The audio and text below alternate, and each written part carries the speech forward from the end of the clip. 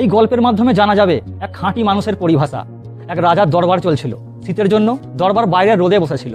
সেই সময় একটা লোক সেখানে এসে বলল, আমার কাছে দুটো জিনিস আছে, আজ পর্যন্ত কেউ এগুলোকে পরখ করতে পারেনি, সবাই হেরে যায় আর আমি বিজেতা হয়ে ঘুরছি, এবার আপনার নগরে এসেছি। রাজা বলল, কি সেই জিনিস? লোকটা দুটো জিনিস বের করে টেবিলের ওপর রাখলো। রাজা বলল, এগুলো তো একই। লোকটা বলল, দেখতে একই, কিন্তু এর মধ্যে একটা হলো মূল্যবান হিরে আর একটা হলো কাঁচ। যদি কেউ পরখ করে বলে দেয় কোনটা হিরে আর কোনটা কাঁচ, তাহলে এই হিরে আমি আপনার রাজকোষে জমা করে দেব।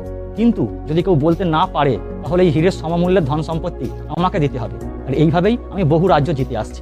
রাজা বলল, আমি তো পারবো না। এই ভয়ে নয় যে ধন সম্পত্তি দিতে হবে, যদি বলতে না পারে তার সম্মান নষ্ট হবে। মন্ত্রী বলল, আমিও পারবো না, এ তো হুবহু এক দেখতে।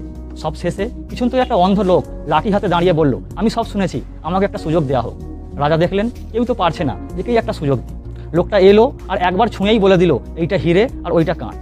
যে লোকটা সব জায়গায় জিতে আসছিল, সে মাথা নিচু করে বলল, আপনি একদম ঠিক চিনেছেন, আমি আমার কথা মতো এই হিরে রাজকোষে জমা করে দিচ্ছি। সবাই খুব খুশি হলো। ওই লোকটাও খুশি হলো যে একজনকে তো পেলাম যে এটাকে পরখ করতে পেরেছে। রাজা, ওই লোকটা আর বাকি সবাই এই অন্ধ লোকটাকে জিজ্ঞাসা করলো, আপনি কি করে চিনলেন কোনটা হিরে আর কোনটা কাঁচ? লোকটা বলল, রাজা মশাই, এটা একদম সহজ। আমরা রোদে বসে আছি, যেটা গরম সেটা কাঁচ আর যেটা ঠান্ডা সেটা হিরে। লাইফেও আমরা যারা কথায় কথায় গরম হয়ে উঠি, ঝগড়া অশান্তিতে জড়িয়ে পড়ি, তারা হলাম কাঁচ। আর যারা প্রতিকূল পরিস্থিতিতেও ঠান্ডা থাকে, তারা হলো হিরে।